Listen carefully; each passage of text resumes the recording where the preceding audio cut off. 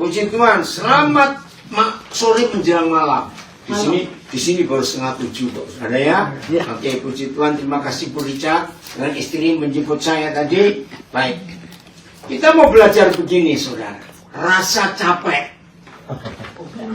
Ayo, kalau kita mendengar rasa capek, itu biasanya, biasanya capeknya itu di mana? Kaki. Okay. Ya, ayo kita belajar. Kalau kita mendengar kata capek, capeknya di mana? Dia bilang kaki, capek di otak, capek di mana lagi? Capek di hati. Hati. Oke, ada lagi capek lain. Di hati. Hati. Di hati. Ada capek apa? Capek otak, capek mata. Banyak hal yang bisa membuat yang kita bisa merasa capek. Saya bagi dua. Capek fisik dengan capek hati dan pikiran. Mana yang bisa dipijat? Ini pertanyaan penting. Ayo, mana yang bisa dipijat? Yang hati. Oh, capek hati nggak bisa dipijat. Saya tanya yang bisa dipijat. Kalau capek fisik dengan capek pikiran, capek hati yang bisa dipijat yang mana? Capek fisik bisa dipijat. Nah, kalau capek hati, capek pikiran, dipijat apanya? Saudara dengarkan. Setan itu paling gampang, paling mudah ganggu hidup kita dengan rasa capek. Bahasa Jawanya kesel. Bahasa Belandanya apa? Bermuya. Oke ya. Nah, ingat mulai hari ini kalau ada wave ditekannya. Kalau ada yang bring them on video Oh no, nggak usah. Jangan. Oh, jangan ya. Ini aja yang sebelah kiri itu ada wave ditekan wave-nya. Oh, wave-nya ditekan. Ya. Kalau itu cancel aja. Oke. Ya. Ulangi ya, supaya mulai hari ini nggak ada yang dibodohi lagi oleh si kunyuk, oleh si setan ini. Ya. Setan selalu mudah untuk mengganggu kita dengan memberi rasa capek, vermoeien. Yang paling gampang. Betul atau tidak? Ya. Bayangkan, dari pagi kita bangun sampai kembali tidur malam. Coba hitung berapa banyak kejadian, hal-hal yang kita hadapi setiap hari membuat capek, membuat vermoeien tadi. Banyak nggak? Banyak. Gampang nggak? Gampang. Nah, saudara catat ini. Begitu rasa capek itu kita terima, seringkali yang muncul pertama kali, kita pasti nyalakan orang yang buat capek. Ayo, betul tidak? Betul. Rasanya kamu tuh. Sebetulnya salah. Orang yang membuat capek kita, kalau hidup kita beres, hidup kita berkenan, kita nggak bisa terpengaruh. Setuju saya ngomong ini? Setuju. Ini yang kita harus jaga dalam hidup kita. Lebih jauh. Biasanya yang buat kita capek itu orang dekat atau orang jauh. Nah itu dia. Jauh. Kalau jauh nggak bisa buat rasa capek. Jauh kok enggak. Yang dekat itu. Nah, setan itu akan menjadikan sebuah langganan di hidup setiap anak-anak Tuhan. Kalau mereka tahu ada di antara kita gampang dibuat capek. Ngerti maksudnya? Saya ulangi ya. Setan itu akan menjadikan sebuah langganan kalau dia tahu bahwa ada di antara kita sangat gampang dibuat capek oleh orang lain. Betul tidak? Betul. Dan ini mengerikan loh saudara. Kalau setan sudah kenal siapa di antara kita yang begitu gampang dibuat capek, vermoeien, jengkel. Perhatikan. orang hanya kedip-kedip mata aja kita sudah capek. Bisa nggak itu? Iya toh? Orang hidungnya gatal, goyang-goyang aja kita sudah capek. Loh ya atau tidak? Karena setan jadikan langganan. Dia tahu bahwa di antara kita ada yang gampang sekali dibuat capek. Nah, saya tanya, kira-kira orang yang jadi langganannya setan itu banyak atau sedikit? Aduh Tuhan, ampuni. Nah, hari ini ya, mumpung baru awal 6 hari bulan 12, ayo semua kita jangan bodoh lagi. Saya tanya, setelah kita tahu cara setan membuat kita capek itu gampang sekali. Saya tanya, mau nggak sekarang kita balas dendam, kita buat capek setan? Loh, saya tanya kok tertawa?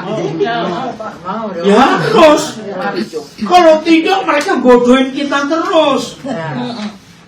Betul nggak? Ayo mulai hari ini kita balik, kita balas dendam, kita buat capek mereka. Kalau setan, Bring them on video ada 3 orang. Nggak usah. Nggak usah. Kalau setan bisa buat capek kita, saya tanya lagi. Supaya ingat, gampang nggak setan buat kita capek? Gampang sekali. Serius. Maka saya mau buktikan kepada setiap kita, ternyata saudara dan saya sangat gampang juga buat mereka capek. Kok gak amin? Ya, Amin dulu. Nah, ada yang tanya langsung caranya. Caranya simple, sederhana. Begitu mereka kirim orang yang buat kita capek, senyum. Kelimlakan. Senyum saja. Jadi orang itu begini, orang begitu. Senyum. Nah, ketika setan tahu, ketika mereka buat kita capek, kita senyum. Disitulah setan capek balik. Ini orang. Kenapa? Senyum terus. Setannya setengah mati. Ini orang kenapa? Serius, saudara. Nggak mau capek dia ya. Loh, kita buat mereka capek. Serius. Saudara, setelah sekian banyak tahun saya menjadi anak Tuhan, menjadi murid Yesus, menjadi teman sekerja Yesus dalam pelayanan. Ternyata memberi senyum kepada setan di dalam segala hal yang mereka kerjakan, setannya lari. Nggak usah doa puasa, nggak usah doa pagi, nggak usah doa keliling kecap, nggak usah, senyum saja. Lu serius, senyum. Bahkan kalau penyakit datang, senyum. Serius. Mudah-mudahan nggak ada yang lupa. Percaya nggak? Orang gila itu lebih sehat daripada yang waras. Loh, fakta tidak ini. Orang gila itu jarang sakit loh, saudara. Betul nggak? Coba jawab. Kenapa mereka jarang capek? Harus senyum terus. Orang ngomong lu gila lu. Apa? Lo betul. Gampang sekali. Maka itu setan nggak bisa ganggu orang gila, karena setan capek sendiri ganggu orang gila. Lo ya atau tidak? Ya. Orang gila itu nggak bisa tersinggung loh. Dia takut gila juga. Nah itu dia. Loh, dengar ya. Orang gila itu nggak bisa tersinggung loh, saudara. Tahu lu? Apa reaksinya? Ketawa. Kenapa kamu jorok sekali? Lu serius? Maka itu firman Tuhan berkata, hati yang gembira adalah obat yang manjur. Jangan lupa manjur. Iya, manjur. Tidak ada perusahaan obat dimanapun di dunia yang iklannya ada tambahan. Inilah obat yang manjur. Kenapa nggak ada iklan begitu? Takut ditutup. Loh ya toh? Tapi hanya Alkitab yang berkata, hati yang gembira itu obat yang manjur. Ya sudah. Senyum ya, jangan lupa senyum. ngadapin apa saja senyum. Kenapa ini? Kok kenapa? Suruh senyum kayak. Loh, ya. Istri Nggak pernah seperti capek. loh. Nggak pernah senyum, nggak pernah capek. Nggak pernah sakit. Gampang loh, serius. Udah ngadapin apa saja. Kenapa ini suami istri? Kenapa ini? Kenapa? Kenapa ini? Ada rahasia tersendiri. Dia bilang katanya kalau dia senyum, nggak tahu ada yang lewat siapa gimana. Jadi lewat dong. Itu cemburu namanya. Nggak boleh, nggak boleh. Serius sudah. Ya. Setan itu nggak perlu dibestraf, nggak perlu ditongking, nggak usah. Kasih senyum dia pergi. Jadi saya tanya lagi, gampang nggak buat setan rasa capek? Gampang dengan senyum saja. Hal seperti apapun yang mereka buat senyum. Kenapa kita harus senyum? Karena ada Papa yang baik. Betul?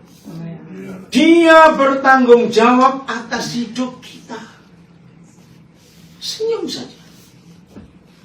Uang habis? Iya, serius. Senyum saja. Serius. Karena kita hidup bukan karena uang kok. Ya. Betul? Sangat salah kalau saudara berkata hidup karena uang. Salah. Ya. Saya mau buktikan. Semua orang pasti berkata hidup nggak punya uang itu susah dan masalah. Betul nggak? Itu kah orang berkata. Tapi saya mau buktikan. Kalau saudara berkata orang hidup nggak punya uang itu bermasalah, saya tanya, berarti logikanya orang kaya nggak punya masalah. Loh, mikir dong. Ya. Loh, jadi yang mana yang benar? Tadi saudara bilang hidup nggak punya uang, itu berarti miskin toh? Itu masalah. Berarti orang yang kaya banyak duitnya. Kalau orang hidup nggak punya uang itu susah, berarti yang kaya punya masalah nggak? Tetap.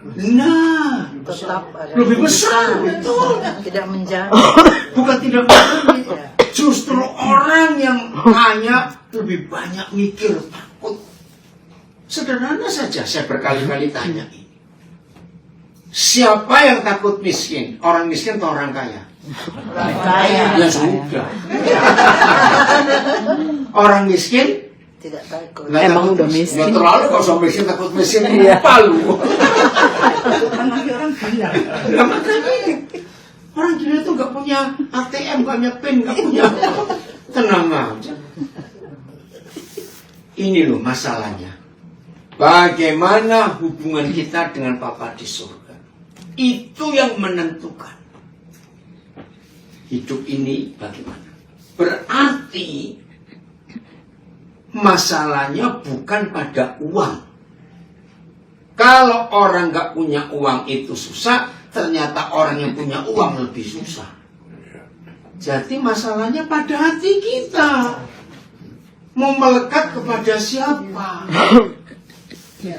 Betul? Betul. Maka itu Tuhan bilang, kamu nggak bisa melayani dua Tuhan. Mau. Yesus dan uang nggak bisa, kamu harus milih salah satu. Ada banyak hal, saudara, yang bisa mengganggu hidup kita. Tapi jangan mau dibuat jengkel. Saya beri kesaksian, hari Sabtu, tanggal 23 November yang lalu, ya, saya harus berangkat dari Gouda, itu kota di Belanda, menuju ke Frankfurt. Terry, masih ingat ya, anak saya itu sudah berikan tiket. Dari Gouda harus pindah, saya naik tren ke Utrecht.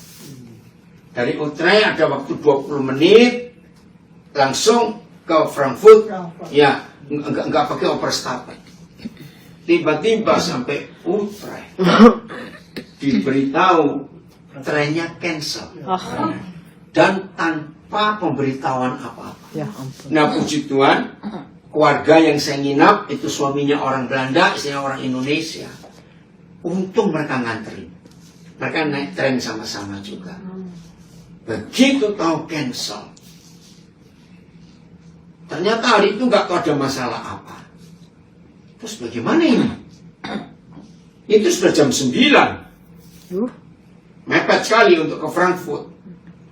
Dalam keadaan begitu saya cuma tenang. Saya bilang, Papa tahu ini pelayanan di sana. Jam 3 sore saya harus pelayanan. Terus malamnya saya harus ke München. Tiba-tiba keluarga ini, saya kaget. Maaf loh, orang Belanda kan mikir loh. Ternyata, oke, aku antar kamu naik mobil ke Oberhausen. Wah, itu 2,5 jam. Dari Utrecht ke sana. Terus dia balik lagi kan 5 jam. Aduh, maaf loh, orang Belanda mikir bensinnya berapa. Betul tidak, ini bagaimana nanti? Oke, nggak usah khawatir apa. Tapi saya tanya, lah, kalau sampai Oberhausen, itu dapat kereta jam berapa yang ke Frankfurt? Nah, ini hebatnya dia bilang, oke, yang penting kita berangkat dulu. Dia minta istrinya sambil di mobil cari tiket itu. Saudara, tidak ada. Yang paling cepat itu nyampe jam 4 sore. Nah, padahal kebaktian jam 3. Saya tetap tenang. Nah, saya tetap itu senyum aja pada si pengganggu itu, senyum saja. Nggak usah takut. Saya beritahu mereka yang di Frankfurt belum tahu ya, karena begini. Oh iya, ya udah. Mereka, tapi tutup baik. Begitu nyampe Oberhausen bisa ada kereta. Cuma punya waktu 10 menit. Waduh, lari-lari sudah. Dan nyampe di Frankfurt Central Station itu jam 14.55. Wow, 5 menit. Nah, dari stasiun itu ke tempat itu 11 menit. Yaudah, ayo kita. Hebat sekali. Saya nggak terpengaruh. Sama saya terpengaruh. Ada apa-apa di surga ya? Nah, ini saya saksi lagi. Karena saya begitu sibuk, saudara. Urusan pelayanan ini ya. Dan sering keluar negeri dari Agustus, September, Oktober, November. Aduh, saya itu putar. Ya, waktu tadi berapa orang ngikutin. Tadi tanya dari mana? Taiwan. Iya. Itu waktu pulang dari sini. Bersama Terry yang terakhir itu. Nah, saya tahu visa saya itu habis itu 13 November kemarin. Nah, dari Agustus saya sudah mikir untuk anfrag. Tapi persyaratannya minimal paspor saya ditahan 1 bulan di kedutaan. Ya memang begitu, bukan untuk ngurus visa itu kan nggak bisa cepat, itu pun paling cepat. Nah, saya dari Agustus cari waktu sebulan ini bagaimana? Saya nggak bisa batalin pelayanan yang sudah ada. Ini bukan di Indonesia tapi di negara lain. Sampai yang terakhir bersama istri kami tanggal 6 November itu ke Israel. Baru balik tanggal 18. Putar-putar cari, tidak ada satupun kedutaan Schengen yang bisa menerima cuma 3 hari. Karena cuma 18, 19, 20 dan 21 saya berangkat ke sana. Gimana caranya? Saya cuma percaya Tuhan tolong. Nah, berapa gereja yang sudah terima pelayanan saya untuk 3 minggu, 3 kali hari minggu toh? Ada, saya harus beritahu dong supaya sampai nggak pernah ada. Ada yang tanya, kalau gitu boleh nggak kami cari pengganti pengkhotbah? Silakan.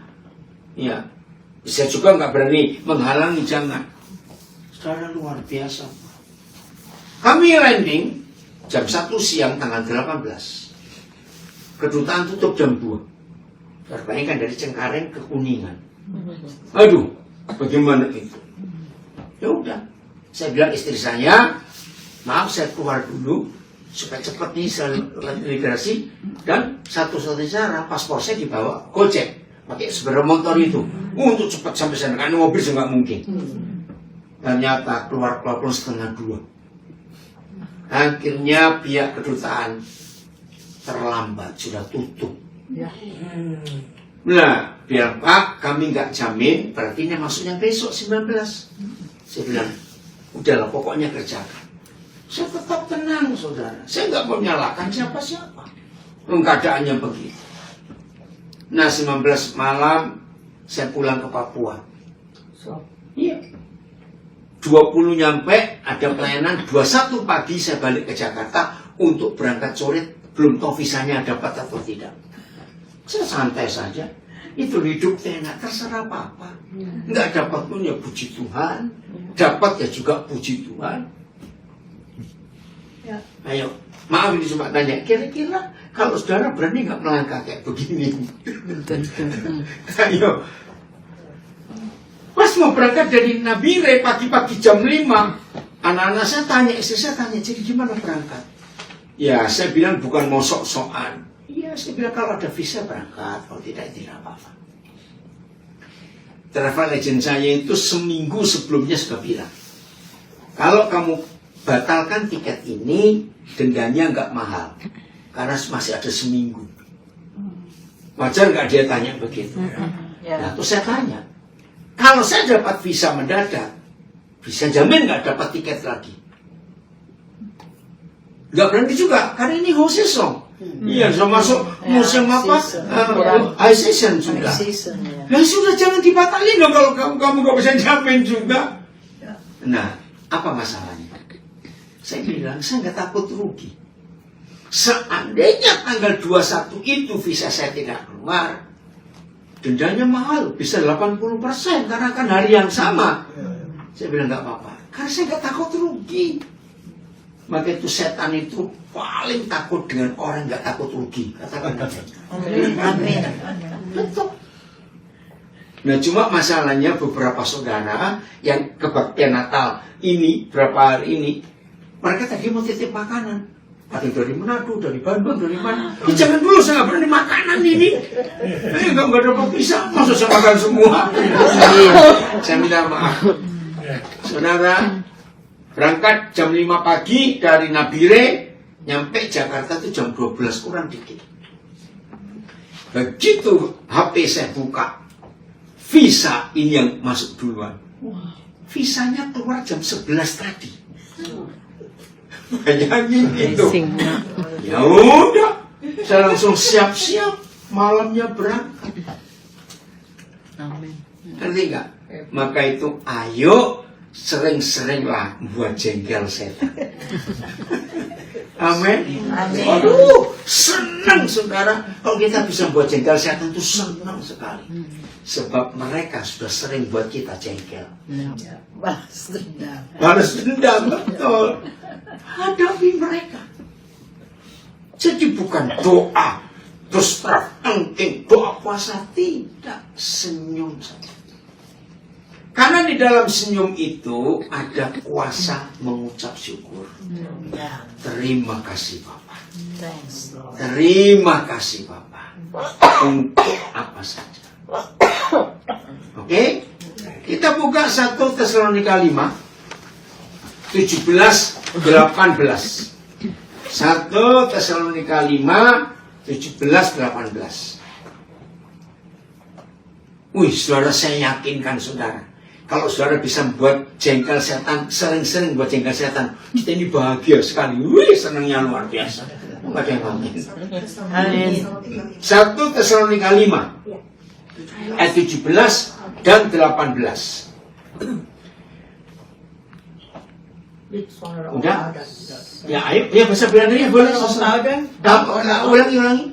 Was dat is de weer Gods. Nah nih, ayat 17 ya, 17. 17, niet zonder ophouden. Ja, zo staat wel in de, ja. Nah, Staat in de berdoa tanpa stop. Ja. Terus menerus berdoa. Berdoalah senantiasa. Berdoalah dengan tidak putus-putus. Berdoalah sepanjang masa. Kenapa ada ayat ini? Artinya untuk apa saja. Kata berdoa itu kan ketemu Papa. Loh, betul nggak? Berdoa itu kan ketemu Papa kita. Jadi untuk apa saja temui Dia. Kok nggak ada yang ngomong? Amin. Temui Dia. Untuk apa saja itu berdoa. Ayat 17. 1 Tesalonika 5:17. Ini kunci dalam hidup kita. Untuk apa saja lihat Papa yang baik. Temui Dia. Itu doa. Jadi doa itu harus minta. Setuju? Doa harus minta. Nah, setelah kita tahu temui Papa dalam hal apa saja. Kenapa, Tere? Habis baterai. Oh, pakai ini, Cok. Oh, enggak. Oh, nah, sudah ini. Oh, sudah ya. suaranya. Saudara, ini loh kuncinya. Jadi kalau kita mendengar kata doa sambil tutup mata terus ngomong, nggak harus. Nikmati saja Papa itu hadir di hidup kita. Setelah dia minta kita doa tanpa putus, lihat ayat 18, baca dulu bahasa Indonesianya. 1, 2, 3. Mengucap syukurlah dalam segala hal, sebab itulah yang dikehendaki Allah dalam Kristus Yesus bagi kamu. Haleluya. Amin. Apa yang dikehendaki Papa di dalam Kristus Yesus Tuhan kita? Cuma satu, mengucap syukur dalam segala hal. Bahasa Belandanya, Saudara ya. Dank onder alles. Oh, dank onder alles. Want dat is de wil Gods in Christus Jezus Amen. Dan de wil God. ten opzichte van u. Amin. Amin. Amin. Nah, apa artinya mengucap syukur senantiasa? Ya itu tadi gak gampang jengkel. Mau digoda, mau diganggu, mau disakiti, mau dikecewakan, mau dihina, mau difitnah, mau diapakan saja. Apa? Senyum. Senyum. Serius, saudara, senyum. Siapa pernah ngalami begini? Senyum, tapi bisa sambil nangis. Hebat ya? Ya. Artinya apa? Secara fakta, aduh, kok nggak terima gitu ya? Air mata kita keluar, tapi kita senyum. Ada Papa yang tahu keadaan kita. Amin. Wih, hidup seperti itu luar biasa. Maaf, saya kembali lagi. Tadi kita sudah setuju. Kita dibuat jengkel itu bukan orang jauh, oleh orang yang dekat. Amin. Amin. Siapa yang dekat? Ayo, siapa yang dekat? Boleh gitu ya. Jangan muncul juga dong. Ini ya. Nah, suami-suami sering dibojengkan istri, senyum saja. Istri dibuat jengkel suami, senyum saja. Jangan Serius. Kenapa? Senyum jangan cemberut. Oh ya, senyum. Serius. Maka yang membuat jengkel ngelihat kita senyum, percaya nggak, tertawa itu nular. Ya. Betul? Betul. Senyum itu juga nular loh. Maka itu percayalah, kalau sampai ada orang buat kita jengkel dan kita senyum, dia akan senyum juga. Betul ya? Ya. Dan itu luar biasa. Nah kalau yang membuat jengkel senyum duluan, kita gimana? Ya senyum juga dong. Senyum yang betul, senyum yang betul. Ini baik tuh. Nah, kalau masih mangkel itu berarti kalah. Ya. Iya, permuyin itu terpengaruh. Jangan mau. Serius, kan? Berpuluh-puluh tahun saya melakukan ini. Ternyata setan itu paling takut kalau saudara dan saya bisa senyum ketika mereka ganggu kita. Ini luar biasa. Yusuf, Maria, contoh-contoh dalam Alkitab, mereka senyum. Maka itu ketika mereka dipojokkan, mereka difitnah, mereka macam-macam, mereka hanya melihat Tuhan. Maka kemenangan ada di pihak kita. Kalau kita mau sungguh-sungguh mempercayai Tuhan. Nah, modalnya cuma satu. Untuk kita bisa melakukan senyum itu ketika setan mencoba, setan menggoda. Apa modalnya? Kenal Papa. Betul tidak? Ya. Kenal dia. Saya beri contoh gampang sekali dalam hidup kita. Percaya nggak prinsip ini? Kalau ada orang sakit, lalu ke dokter yang dia kenal, baru ketemu di tempat praktek, Sembuh. nah, Sembuh. 80% sudah sembuh dia. Sugesti. Padahal dokternya belum ngapa-ngapain, cuma ketemu. Itu Om Leo begitu. Oh begitu ya? Ya. Itu dia. Senyum. Bukan karena kenal. Itu luar biasa. Om Leo begitu. Seperti itu kita datang kepada Bapa di surga. Kalau kita kenal Bapa, kita nggak perlu takut menghadapi hal seberat apapun. Nggak perlu. Kenapa? Dia sayang kita. Maka itu rugi kalau masih ada di antara kita. Sudah bulan Desember loh ini. Maaf, masa kita mau bodoh terus? Betul? Janganlah. Cobalah pintar-pintar dikit itu. Dikit aja dulu, dikit aja, gak usah banyak-banyak. Serius. Nah, itu kenali dia itu Papa yang sangat baik. Dia sangat tahu keberadaan kita. Itu sungguh-sungguh luar biasa. Amin. Itu jaminan. Itu jaminan. Maka dalam segala keadaan kita nggak perlu takut. Hosea 6 ayat 3. Hosea 6 ayat 3. Ada apa ini? Hosea 6 ayat 3. Ada apa itu? Bahasa Indonesia dulu, nanti bahasa Belanda ya. Hosea 6 ayat 3. 6 ayat 3. 1, 2, 3. Marilah kita mengenal Dan berusaha sungguh-sungguh mengenal Tuhan. Stop dulu. Ini ajakan bukan? Ya. Marilah. Saudara bukan berdoa.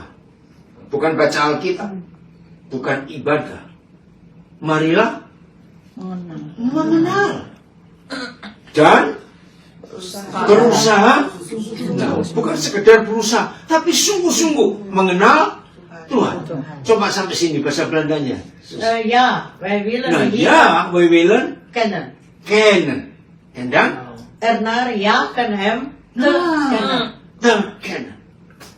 Serius. Ya kan. Ayo kita mengejar untuk mengenal. Saudara, dalam prinsip hidup, kita itu bisa kenal seseorang. Itu bukan mempelajari orang itu, tapi bergaul dengan orang itu. Saya nggak pernah kenal Bu Rizat. Tapi suatu hari, pas pelayanan di Sociedad atau Sociedad ya, di Amsterdam. Saya nggak ada yang ngantar pulang.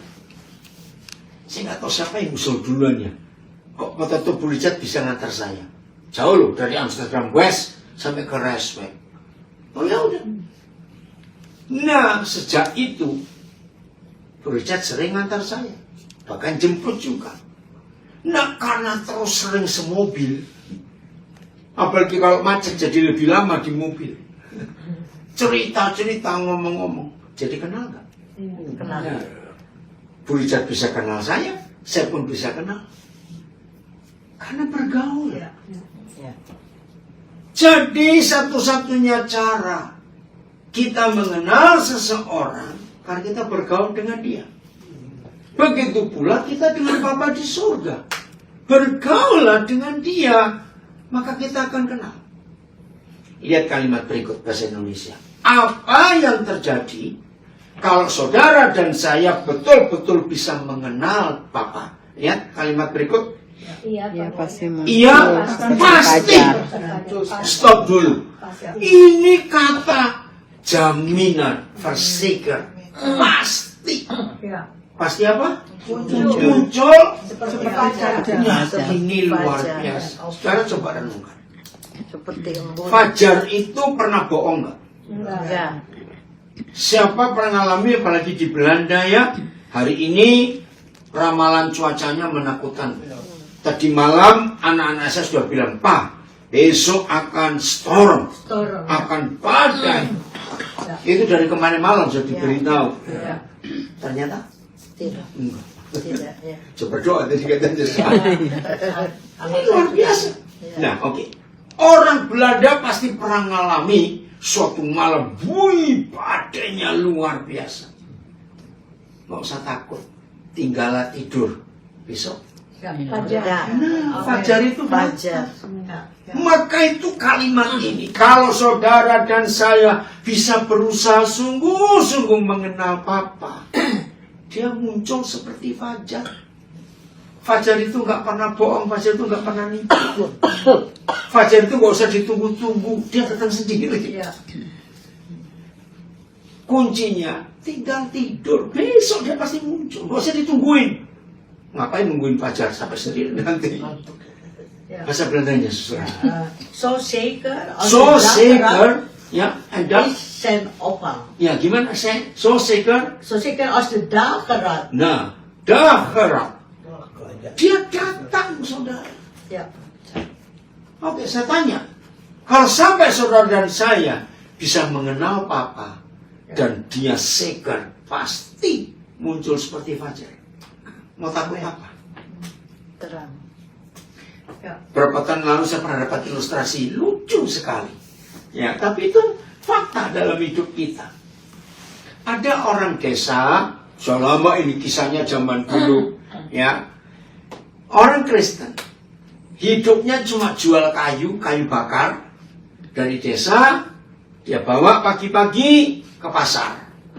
Nah, biasanya dia pulang sore sambil belanja setelah kayunya laku.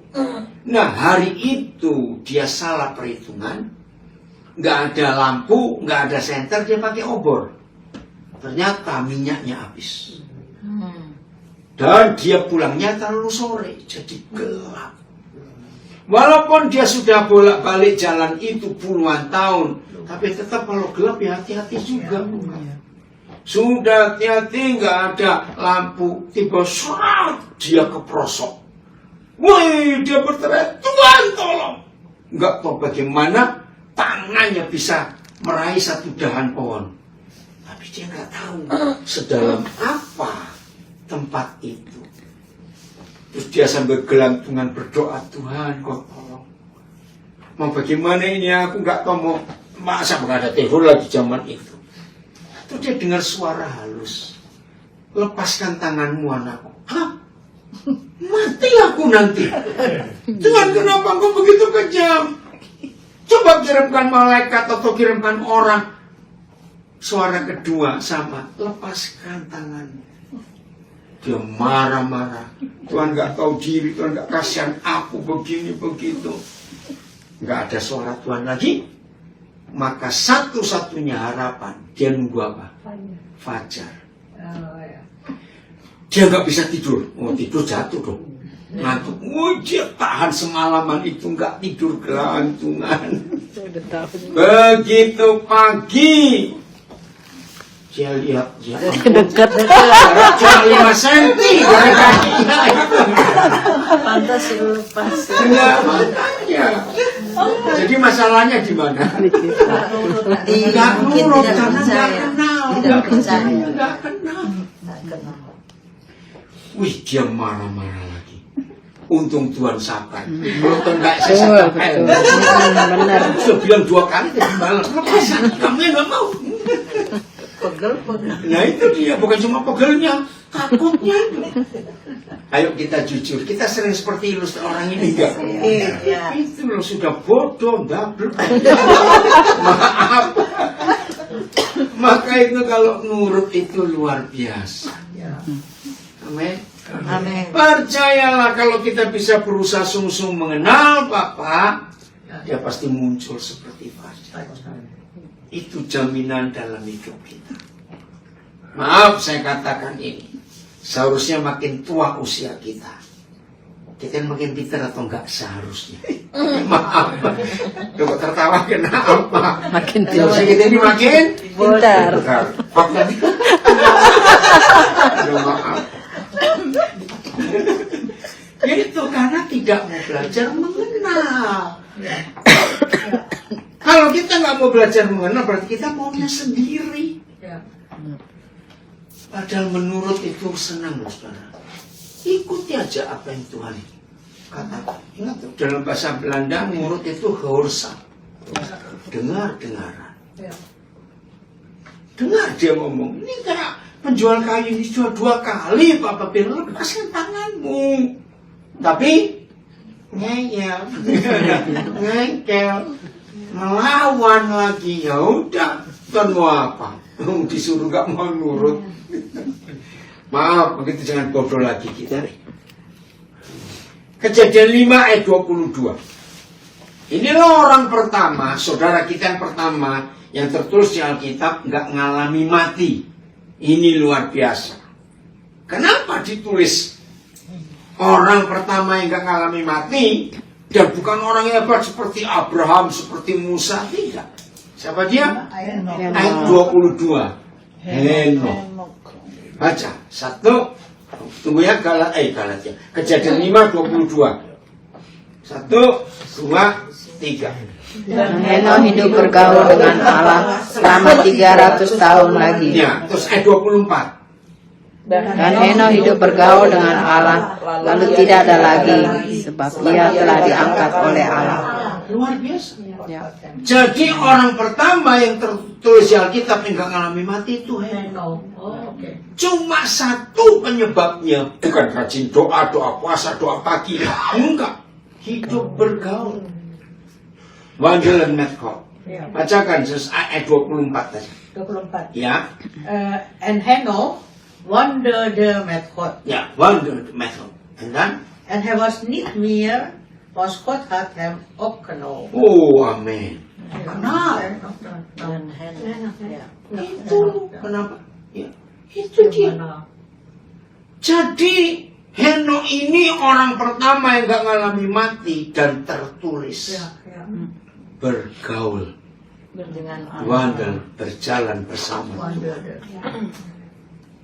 Saudara, ini loh yang Tuhan cari di antara kita.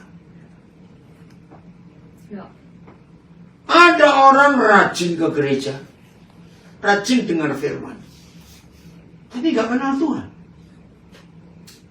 Bisa nggak? Bisa. Nah, maaf ya kalau kita belajar. 12 kan muridnya Tuhan Yesus, Ya. yang bengkok berapa? 1. 3. Oh. Petrus, Thomas, Yudas. Oh iya. Dengar baik-baik, dengar baik-baik. Apakah khotbah Tuhan Yesus untuk yang 9 beda dengan yang 3? Tidak. Tidak. Sama. Ya. Renungkan ini. Yang ngajar Tuhan Yesus dengan bahan yang sama didengar oleh 12 murid. Kenapa yang 3 bisa nyeleweng, yang 9 benar? Dan itu seringkali saya berkata kepada rekan-rekan saya, pengkhotbah, pendeta, ingat loh, jangan sombong. Yang khotbah Yesus saja ada yang bisa 1 bunuh diri loh, jangan sombong. Apalagi ngajar model-model kita begini. Ternyata motivasi kita. Terus motivasinya Yesus ingin jadi raja, membebaskan orang Yahudi dari penjajahan Roma. Yudas motivasinya uang. Ya. Thomas nggak percaya. Padahal dengar khotbah yang sama. Maka itu saudara, orang yang rajin ke gereja dengar khotbah belum tentu kenal Tuhan kalau dia tidak berjalan bersama Tuhan. Bergaul, wandel Metcalf. Ya. Bergaul. Saya beri pertanyaan sedikit ya. Orang beragama bisa bergaul dengan Tuhan nggak dengan catatan ini?